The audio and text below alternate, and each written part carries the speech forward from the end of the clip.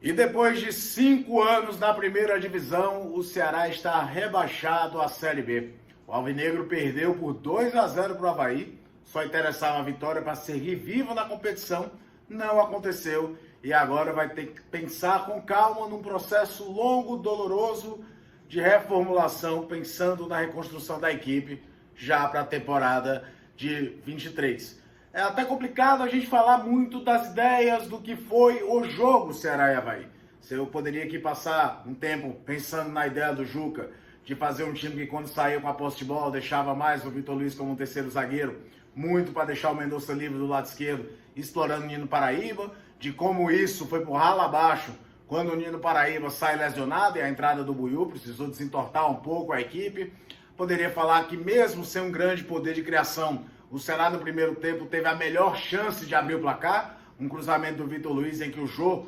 discretíssimo na partida, mas escorou de forma inteligente para o Mendonça chutar para fora de frente para o goleiro. Poderia falar também de como um time que,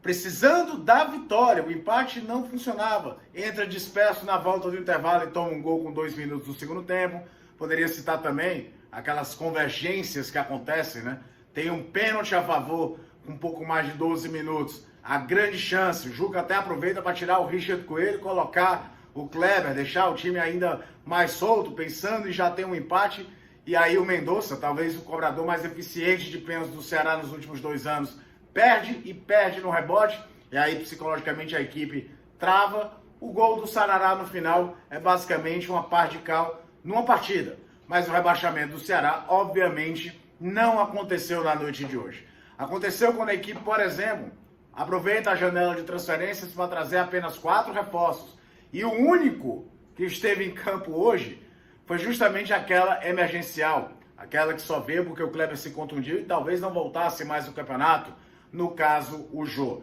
O Ceará caiu porque em um turno inteiro, praticamente 18 partidas, só venceu uma vez, repetiu erros, teve expulsões bobas ao longo da competição, não conseguiu segurar resultado algumas vezes quando os tinha e tomou gols bobos no final. Então, o jogo de hoje ele acaba sendo uma alegoria de tudo que aconteceu de complicado, de erros que o Ceará cometeu ao longo do Campeonato Brasileiro. Custou caro, custou um rebaixamento de forma antecipada, algo que não aconteceu nem lá em 2011, quando o time foi rebaixado na última rodada, perdendo para o Bahia, e um momento que precisa ser traçado com muita atitude, mas com muita reflexão e com muito cuidado,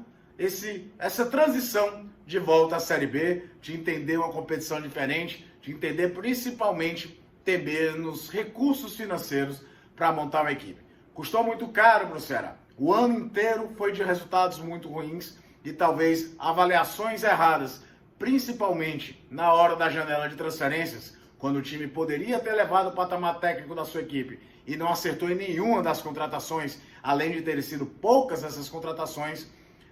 custaram muito caro ao Ceará. É claro que teve as trocas de treinador, a gente sabe que principalmente a do Dorival Júnior por Marquinhos Santos não era uma opção da diretoria, o Ceará não ia querer dispensar o Dorival, mas o fato é que tudo descambou com a equipe que foi definhando. Chegou ao ápice num determinado momento, nem era tão alto assim, mas chegou, e depois degringolou ao ponto de ser rebaixado, repito, com rodada de antecipação, situação que ele nem mesmo em 2011, quando era um clube ainda mais inexperiente em disputar o Campeonato Brasileiro de pontos corridos, talvez ainda estivesse entendendo o modelo da competição, de como ela não permite tantos erros, aconteceu.